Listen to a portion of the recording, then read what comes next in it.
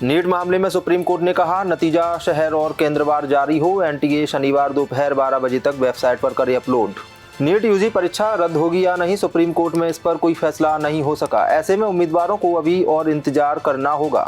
Supreme court में चली 4 घंटे की सुनवाई के बाद कोर्ट ने एनटीए को निर्देश दिया है कि वह सभी नीट यूजी छात्रों के परिणाम शहरवार और केंद्रवार अपनी वेबसाइट पर शनिवार दोपहर 12 बजे तक प्रकाशित करें।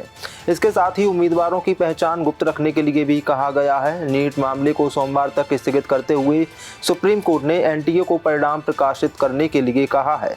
याचिकाकर्ताओं ने शिकायत की थी कि वे केंद्रवार अंक पैटर्न का पता लगाने में सक्षम नहीं है, क्योंकि एनटीए ने सभी उम्मीदवारों के परिणाम प्रकाशित नहीं किए हैं।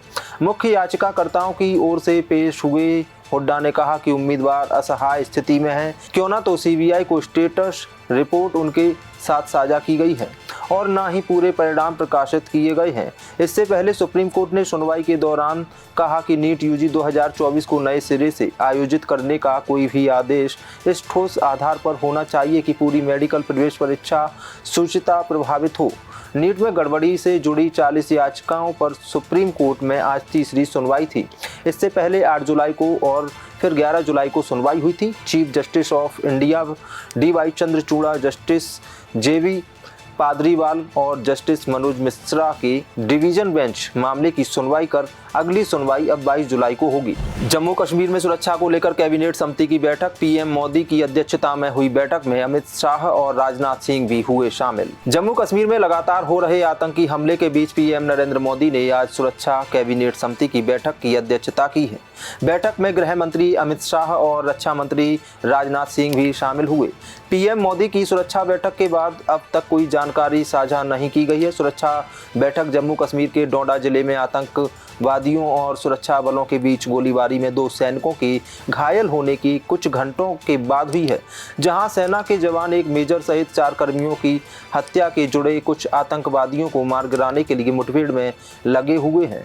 इस बीच सुरक्षा बलों द्वारा चलाया जा रहा ऑपरेशन को आज चौथा दिन हो गया है। मंगलवार और बुधवार की मध्य रात्रि को देसा के जंगलों में 2 स्थानों पर थोड़ी देर के लिए गोलीबारी भी हुई।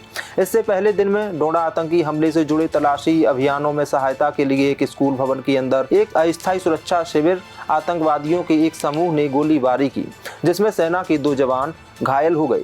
रिपोर्ट्स के मुताबिक सुरक्षा कर्मियों पर फायरिंग करने के बाद आतंकी घने जंगल में भाग गए। गोलीबारी कस्टडी क्षेत्र में जद्दनवाटा गांव में देर रात करीब 2 बजे शुरू हुई, 1 घंटे से अधिक समय तक जारी रही। गंभीर रूप से घायल सैनिकों में से एक को उधमपुर स्थित कमांड अस्पताल ले जाया गया।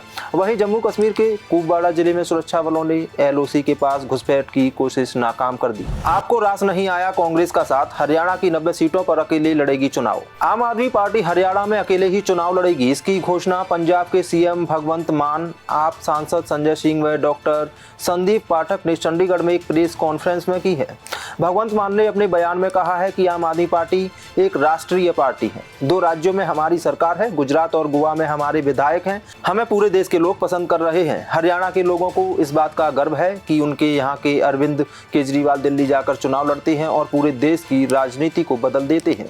आपको बता दें, अटकलें लगाई जा रही थी कि हरियाणा में आम आदमी पार्टी और कांग्रेस विधानसभा की 90 सीटों पर चुनाव लड़ेंगे, लेकिन आज आम आदमी पार्टी ने साफ कर दिया हरियाणा में वह 90 सीटों पर अकेले ही चुनाव लड़ेगी। इस दौरान राज्यसभा सांसद संजय सिंह ने डबल इंजन सरकार पर निशाना साधा है और कहा है सरकार ने किसानों युवाओं पर लाठियां बरसाई हैं। हरियाणा को फलौदी राज्य में बदल दिया है।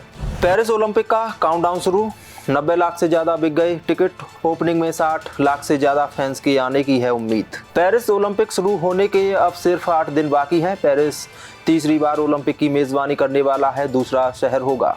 इससे पहले लंदन में 3 ओलंपिक हो चुके हैं। पेरिस में इससे पहले ओलंपिक साल 1900 व 1924 में हुए थे, जबकि लंदन ने 1908, 1948, 2012 में मेजबानी की थी। पेरिस में 100 साल बाद समर गेम्स हो रही है, जिसका मोटो है गेम्स वाइडन ओपन, यानी खेल ज़्यादा विशाल, अलग और ज़्यादा ओपन होने वाला है। ओपनिंग सेरेमनी स्टेडियम के बजाय नदी किनारे रखी गई है, जो इतिहास में पहली बार होने वाला है, जिसमें करीब 6 लाख से ज़्यादा फैंस के पहुंचने की उम्मीद जताई जा रही है, जिसमें 2,22,000 टिकट फ्री बांटे गए हैं। सिर्फ ओपनिंग को ही दुनिया भर में करीब 150 करोड़ लोग टीवी पर देखेंगे। 15 दिन के इवेंट के लिए आयोजकों ने 1 करोड़ टिकट निकाले, जिसमें से 90 लाख टिकट बिक चुके हैं। आपको बता दें कि इसमें ब्रेक डांसिंग को भी ऐड किया गया है, जो कि ब्रेक डांस कला का पहला ओलंपिक होने वाला है। रिटायर्ड डीएसपी का भाई हुआ ठगी का शिकार, ठग ने टीआई बनकर बात की और धमकाया। ग्वालियर में पिछोर से एक ऐसा मामला सामने आ रहा है जहां रिटायर्ड डीएसपी के भाई को ठगों ने अपना शिकार बना लिया है। दरअसल ग्वालियर में पिछोर इलाके के रहने वाले पहाड़ सिंह शाक्य पेशे से किसान हैं। पहाड़ सिंह के भाई जीपी शाक्य रिटायर्ड डीएसपी हैं। वह मध्य प्रदेश के अलग अलग जिले में पदस्थ रहे हैं। पहाड़ सिंह का बड़ा बेटा राजू शाक्य सिंगरौली स्थित पावर प्लांट में सुपरवाइजर है। बीते रोज पहाड़ सिंह के मोबाइल पर अनजान नंबर से व्हाट्सएप कॉल आया। कॉल करने वाले ने खुद को सिंगरौली जिले का टीआई बताया और कहा कि राजू शाक्य और उसके 3 साथी किसी संदिग्ध मामले में पकड़े गए हैं। अगर बेटे को बचाना है तो तुरंत 80,000 रुपए देने होंगे। फिर बात भी करा दी। उन्होंने जब बात की तो वह भ्रम में पड़ गई, क्योंकि रोती हुई जो आवाज़ थी वह उनके बेटे की ही लग रही थी। इस पर उन्होंने तुरंत दिए गए खाते में 80,000 रुपए डाल दिए। फिर उसी नंबर से दोबारा फ़ोन आया कि अभी तो छोड़ा जा रहा है, लेकिन अगर एफआईआर में से नाम हटवाना है तो 3 लाख रुपए भी देने होंगे। इस पर उन्हें कुछ संदेह हुआ। फिर उन्होंने अपने बेटे अमन को बताया और अमन ने भाई को कॉल किया। उनके भाई ने तुरंत फ़ोन उठा लिया और कहा कि उसे किसी ने नहीं पकड़ा है, जबकि वह तो कंपनी में ही है। फिर ठगी का पता लगा। इसके बाद यह लोग शिकायत लेकर एसपी ऑफिस पहुंचे। फिलहाल शिकायत पर पुलिस द्वारा जांच पड़ताल की जा रही है। देश दुनिया की सभी खबरें देखने के लिए जुड़े रहिए आचरण न्यूज से। आचरण न्यूज, हर कदम आपके साथ।